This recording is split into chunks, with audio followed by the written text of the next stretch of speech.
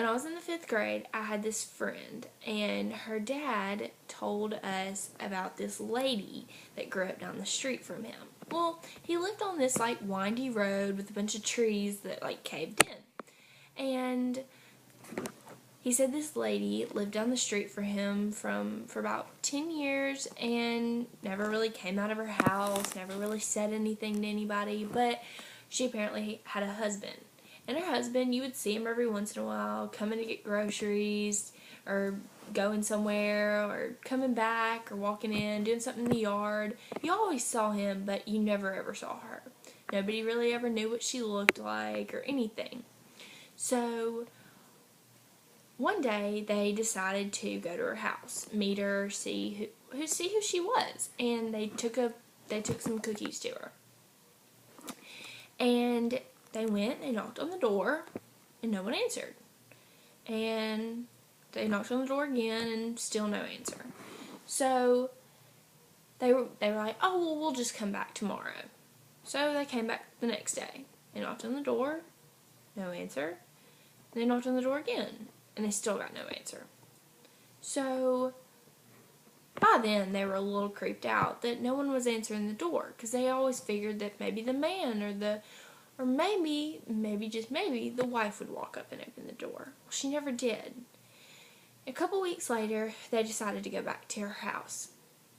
And they knocked on the door, and they heard a creak inside the house. It was a pretty loud creak, like somebody stepping on the floor. It probably had old wood floors anyways.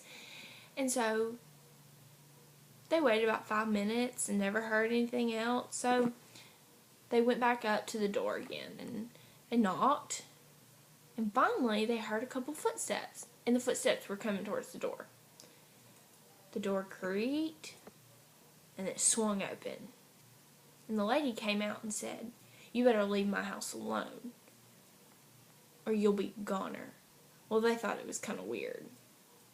And once again, this is probably a legend, and it never really happened, but my friend's dad had us convinced that it really did happen.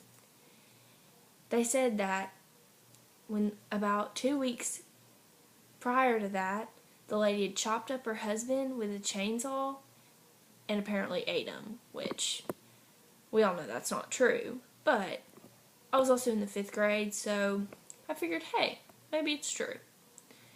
So we were riding around one night, and my friend's dad was like, y'all want to go to the house where this happened? And of course, I mean, we're not going to say no. And so we pull up to this house, and it's this big house on a hill. It looks like it's got about 100 stairs going up to the door.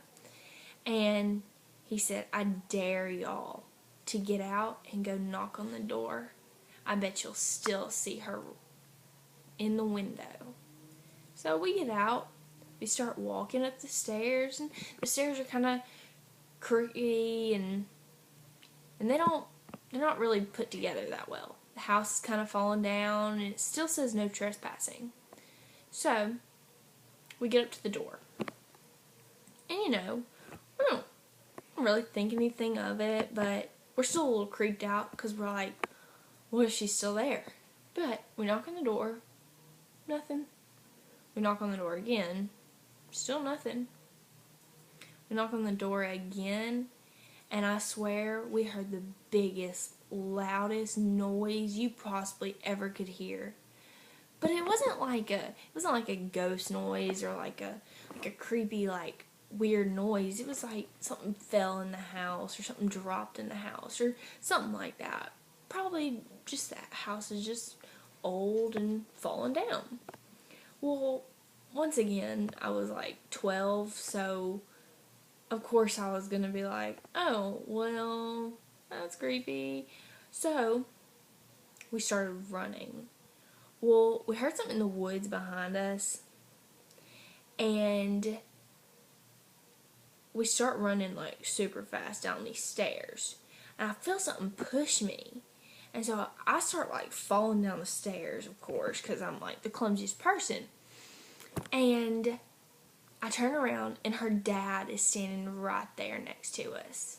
It was just a prank all along.